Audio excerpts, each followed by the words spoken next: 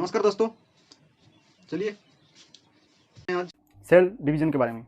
जैसा कि दोस्तों आप लोग नहीं जानते हैं तो हमको आप लोग को बता देते हैं कि हम लोग बायोलॉजी का फर्स्ट चैप्टर सेल बायोलॉजी वो पढ़ रहे हैं। सेल के बारे में हम लोग बता दिए थे। अभी आज का टॉपिक है सेल डिवीज़न। तो चलिए उसके बारे में समझते हैं। देखिए, सेल डिवीज़न के थ्रू ही हम लोग मतलब वृद्धि कर पाते हैं। हम लोग का अगर कहीं कट शीट या प्रोपरेशन होता है तो उसको भरपूर करने में, उसका क्षतिपूर्ण करने में सेल डिवीज़न ही काम आता है। कहीं पर अगर कट जाता है तो उसको रिकवर होने में सेल डिवीज़न ही काम में आता है। और भी बहुत सारी चीज़ होता है। हम लोग का बच्चा कैसे होगा, मतलब मेल होगा कि फीमेल होगा, मतलब महिला होगा कि पुरुष होगा, ये डिसाइड करने में सेल डिवीज़न का ही महत्वपूर्ण भूमिका होता है। तो चलिए इसको समझते हैं। ठीक है, तो आज का क्या है topic? Cell division. Cell division मतलब इसको हिंदी में कोशिका विभाजन कहा जाता है। ठीक है दोस्तों, कोशिका विभाजन हम लोग आप लोग जानते होंगे कि हम लोगों का कोशिका जो है सेल वो दो प्रकार का होता है, प्रोकैरियोटिक और यूकैरियोटिक, मतलब अल्प विकसित और विकसित। प्रोकैरियोटिक सेल में दोस्तों मतलब सेल डिवीजन होता है किस चीज़ से? एमाइटोसिस प्रक्रिया से। मतलब सेल डिवीजन तीन प्रकार का होता है, एमाइटोसिस, माइटोसिस और म्यूसिस, हम लिखेंगे बाद में। तो प्रोकैरियोटिक, लेकिन यूकैरियोटिक सेल भी दो प्रकार का होता है, प्लांट सेल और एनिमल सेल। ठीक है, आप लोगों को पता होगा एनिमल सेल जो प्लांट सेल है दोस्तों, उसमें दोस्तों ये जो सेल डिवीजन है ये सेल प्लेट द्वारा किया जाता है। मतलब प्लांट सेल में, मतलब पादप कोशिकाओं में सेल डिवीजन किसके द्वारा होता है? सेल प्लेट के द्वारा। ठीक है, और एनिमल सेल यानी कि जंतु कोशिकाओं में वो ये सेल डिवीजन किसके थ्रू होता है? तो क्रोमोसोम। आप लोगों को पता होगा जो लोग पहले से वीडियो देख रहे हैं। ठीक है, तो चलिए इसका मतलब टाइप्स को समझते हैं और उसको आगे बढ़ते हैं। तो दोस्तों इसको तीन भागों में पढ़ा जाता है। तीन, पहला होता है एमाइटोसिस मतलब असूत्री कोशिका विभाजन, असूत्री विभाजन लिख देते हैं, असूत्री विभाजन। और क्या होता है दोस्तों? और होता है माइटोसिस मतलब समसूत्री विभाजन, समसूत्री विभाजन। ठीक है, और क्या होता है? और होता है मियोसिस मतलब अर्धसूत्री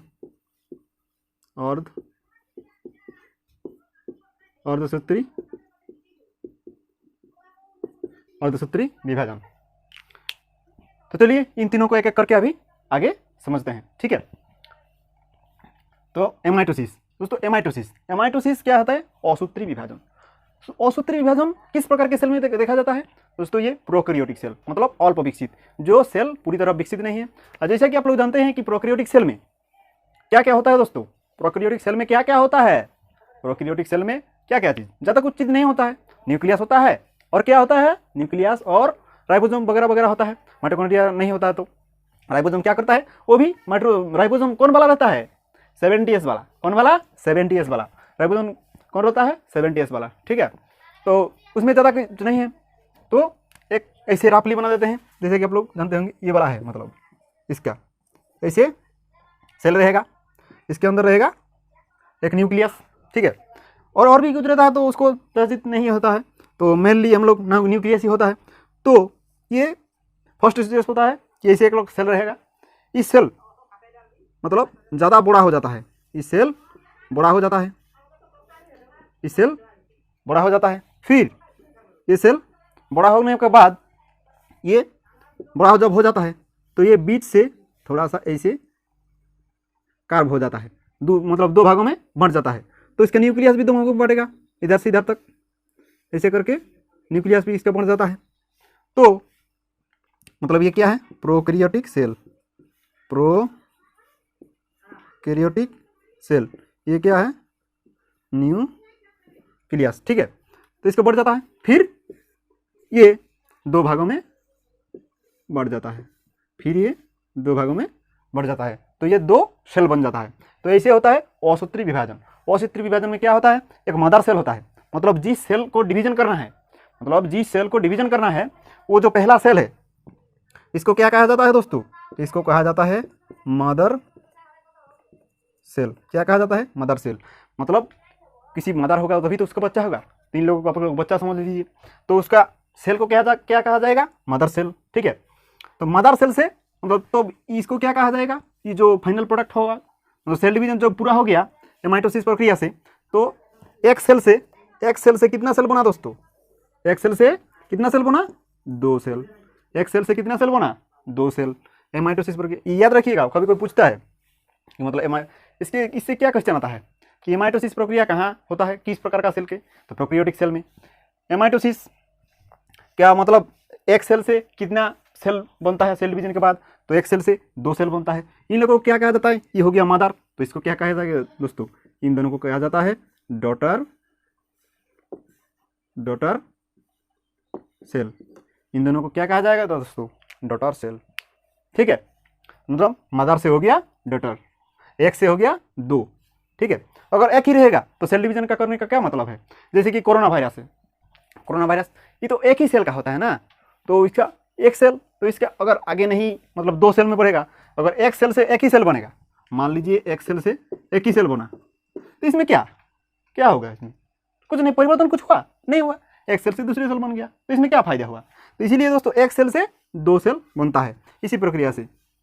ठीक है, तो इसको ये आपको याद रखना है, एक सेल से 2 सेल बनता है। ये हो गया डॉटर सेल। डॉटर सेल में भी मदर सेल के जैसा ही डॉटर सेल में भी उतना मदर सेल पे कोई न्यूक्लियस के अंदर जितना क्रोमोसोम रहता है उसका सेम ही रहता है, मतलब दोनों में सेम ही रहता है। तो ठीक है, इसको लिख देते हैं यहाँ थोड़ा। ये किस में होता है? प्रोकैरियोटिक सेल में। प्रोकैरियोटिक सेल में। ठीक है, ये किस में होता है? प्रोकैरियोटिक सेल में। ठीक है, तो चलिए इसको आगे देखते हैं। इसका माइटोसिस क्या होता है, इसको मिटा देते हैं। माइटोसिस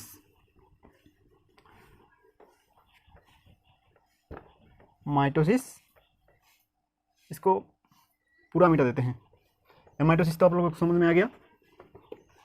अभी आपका आ गया 2 नंबर। 2 नंबर में क्या था दोस्तों? 2 नंबर में था माइटोसिस सेल डिवीजन, मतलब समसूत्री कोशिका विभाजन। दोस्तों समसूत्री कोशिका विभाजन किसमें पाया जाता है, मतलब किस प्रकार के सेल में होता है समसूत्री सेल विभाजन, सेल डिवीजन? तो ये दोस्तों हम लोगों का कहने का मतलब होता है, मतलब यूकैरियोटिक सेल में। यूकैरियोटिक सेल का मतलब हम लोगों को यूकैरियोटिक सेल में दोनों आ जाता है, प्लांट और एनिमल दोनों आ जाता है। ठीक है, तो माइटोसिस में क्या मतलब किस प्रकार का सेल में होता है, तो इसमें लिख देते हैं यूकैरियोटिक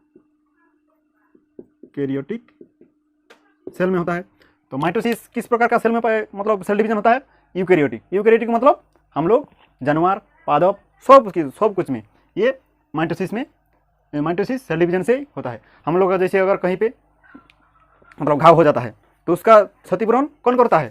तो वो माइटोसिस सेल के द्वारा। मान लीजिए कहीं पे थोड़ा अगर फोड़ा मोड़ा हो गया तो उसको रिपेयर करने का मतलब उसका वहाँ पर मतलब कहीं पे अगर कट गया तो उसका सेल तो खराब हो जाता है ना, तो उसको सही करने का काम कौन करता है? ये सेल डिवीजन से ही सही होता है। मतलब तो समसूत्री किस लिए कहा जाएगा? मतलब जितना सेल वहाँ का मतलब खराब हुआ है उतना ही सेल अगर बनाएगा तो हो जाएगा समसूत्री, ज़्यादा नहीं उतना ही सेल बनाएगा। ठीक है, तो उसको कहा जाएगा समसूत्री, मतलब माइटोसिस सेल डिवीजन।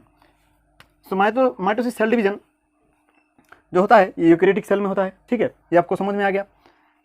अब दोस्तों ये माइटोसिस सेल डिवीजन जो है ये थोड़ा मतलब बड़ा होता है। माइटोसिस सेल डिवीजन का कुछ मतलब इसका कुछ फेज होता है, तो उस फेज को हम लोग अभी समझेंगे। ठीक है, उस फेज को हम लोग अभी समझेंगे। और ये दोस्तों माइटोसिस जो है ये दोस्तों हम लोगों का जो सेल है, हम लोगों का सेल है वो है 2 प्रकार का सेल पाया जाता है।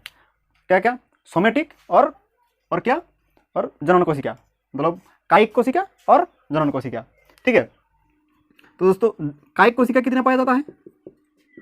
कायिक कोशिका कितना पाया जाता है, और जनन कोशिका कितना पाया जाता है? दोस्तों कायिक कोशिका हम लोगों का 90% सेल में पाया जाता है कायिक कोशिका और 1% होता है जनन कोशिका।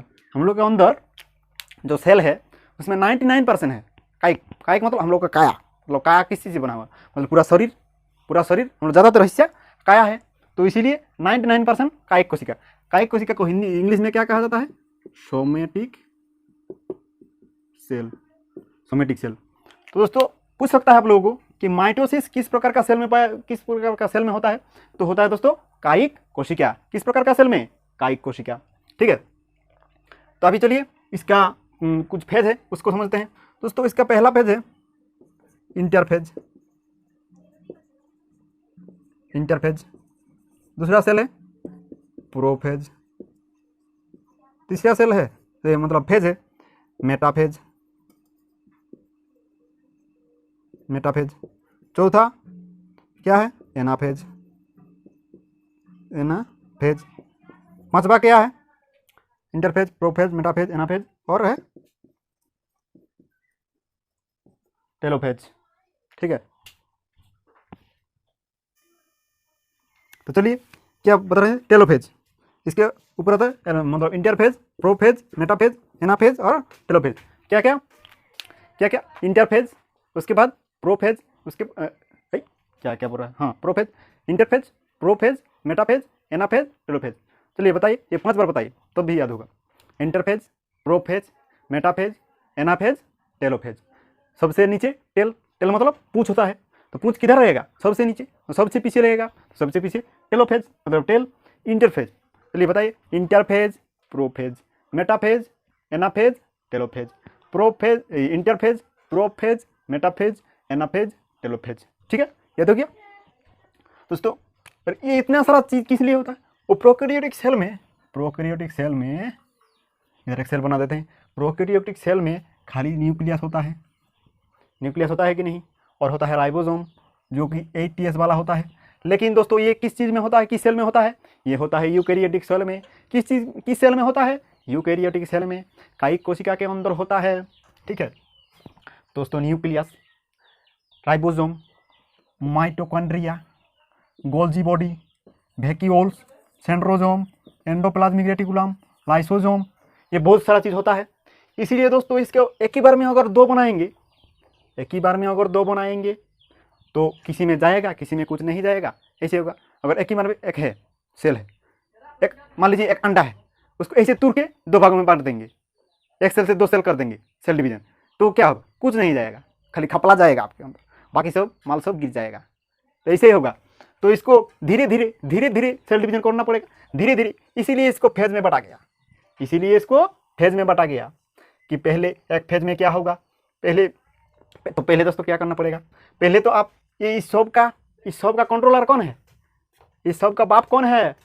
न्यूक्लियस। कौन है? न्यूक्लियस है कि नहीं? आप लोग को बताइए, ये हम लोग पहले ही बता दिए हैं, न्यूक्लियस। तो इसको पहले बांटना मतलब इसको पहले यह करना पड़ेगा। इसके अंदर है क्रोमोसोम। क्रोमोसोम कैसे होता है? क्रोमोसोम ऐसे होता कि नहीं? ऐसे होता कि नहीं? ऐसे होता कि नहीं? क्रोमोसोम ऐसे होगा कि नहीं? दोस्तों आप लोग बताइए, क्रोमोसोम होगा कि नहीं? ऐसे। तो ये मतलब किसके अंदर होता है? ये न्यूक्लियस के अंदर होता है क्रोमोसोम। ठीक है, तो पहले तब क्रोमोसोम को तोड़ना पड़ेगा। क्रोमोसोम के अंदर ही होता है जेनेटिक इन्फॉर्मेशन, होता है कि नहीं दोस्तों? जेनेटिक इन्फॉर्मेशन, इसके अंदर डीएनए के अंदर जीन, तो जेनेटिक इन्फॉर्मेशन। तो जेनेटिक इन्फॉर्मेशन अगर नहीं जाएगा किसी में तो फिर दिक्कत होगा कि नहीं?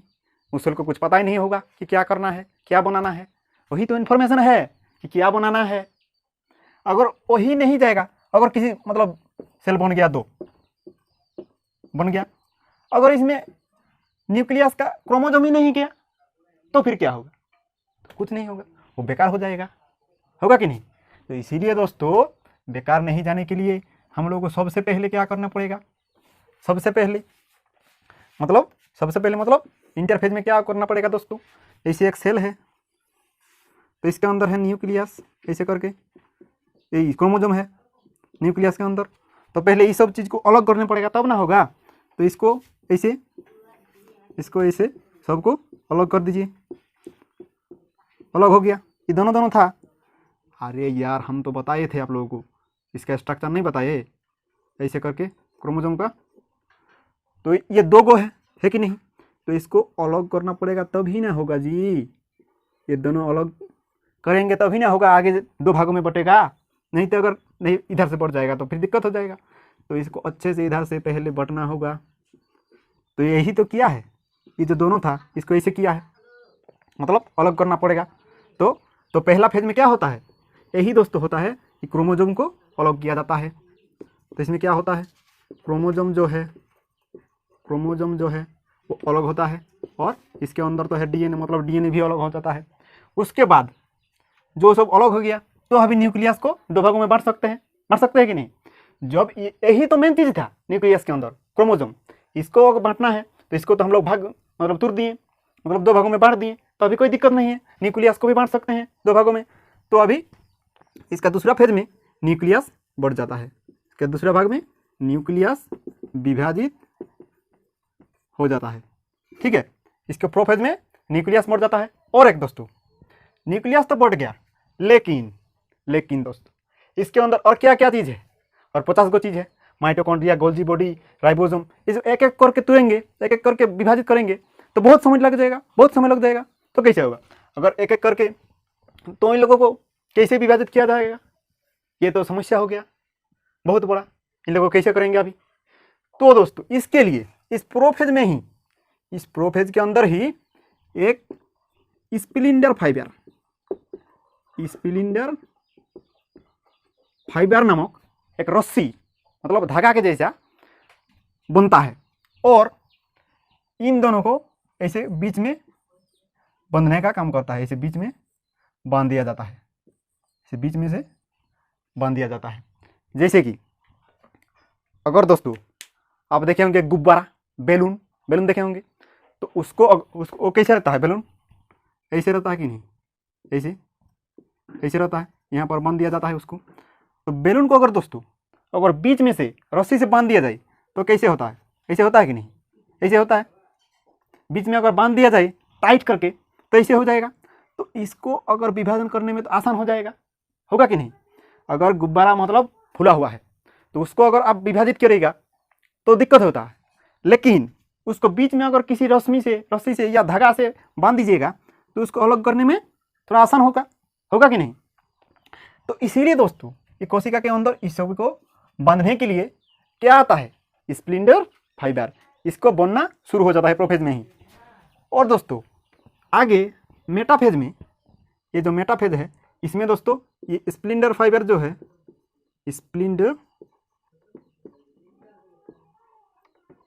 फाइबर जो है ये बन जाता है, और इस सब को ऐसे बांध लेता है बीच में से, ऐसे करके बीच में से बांध लेता है, सभी को बांध लेता है। उसके बाद क्या, उसके बाद अगर ये सब माइटोकॉन्ड्रिया अगर है, मान लीजिए ये माइटोकॉन्ड्रिया है, ये माइटोकॉन्ड्रिया है, इसको बांध दिया धागा से, ठीक है। ये माइटोकॉन्ड्रिया है, इसको बांध दिया एक धागा से।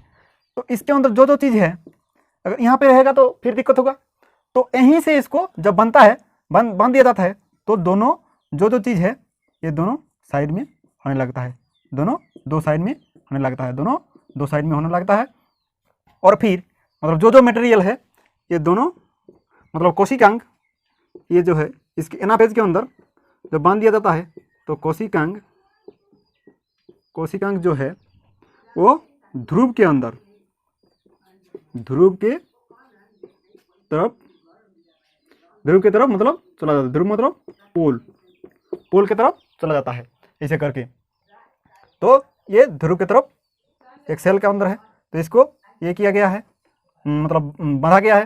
तो ये इसको विभाजित होना है 2 भागों में, तो दोनों तरफ जाएगा तभी ना होगा, इधर और इधर। अगर बीच में रहेगा तब तो ये कटा जाएगा, अगर बीच में रहेगा तो किसी में नहीं जाएगा, मतलब बीच में से फट जाएगा।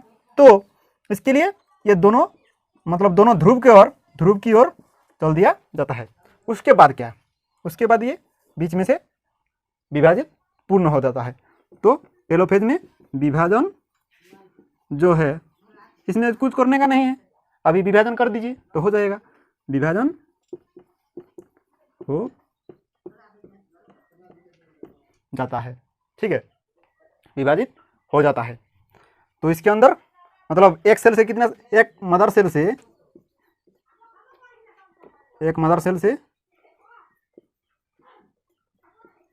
मदर सेल किसको बोलेंगे, मतलब जिस सेल को विभाजन किया जा रहा है उसको मदर सेल कहेंगे। और उससे दोस्तों कितना सेल बनेंगे, 2 सेल बनेंगे, 2 सेल बनेंगे, 2 सेल बनेंगे। इसको क्या कहा जाएगा, इसको कहा जाता है डॉटर सेल। डॉटर सेल कहा जाता है। दोस्तों इसमें जितना क्रोमोसोम है, इसमें जितना क्रोमोसोम रहता है, इन दोनों में उतना ही क्रोमोसोम रहेगा। मतलब हम लोग कितना है 46, तो इसमें भी 46 होगा और होगा इसमें भी 46 क्रोमोसोम, दोनों में होगा 46 क्रोमोसोम। मतलब मदर सेल में जितना क्रोमोसोम है 46, उतना ही डॉटर सेल में भी जाएगा 46। तो इसीलिए दोस्तों इसको समसूत्री विभाजन कहा जाता है। समो मतलब समान क्रोमोसोम होता है, ठीक है, समान क्रोमोसोम होता है। तो चलिए आगे समझते हैं इसको, ठीक है। तो ठीक है दोस्तों, आज के लिए इतना ही काफ़ी है। आगे हम लोगों को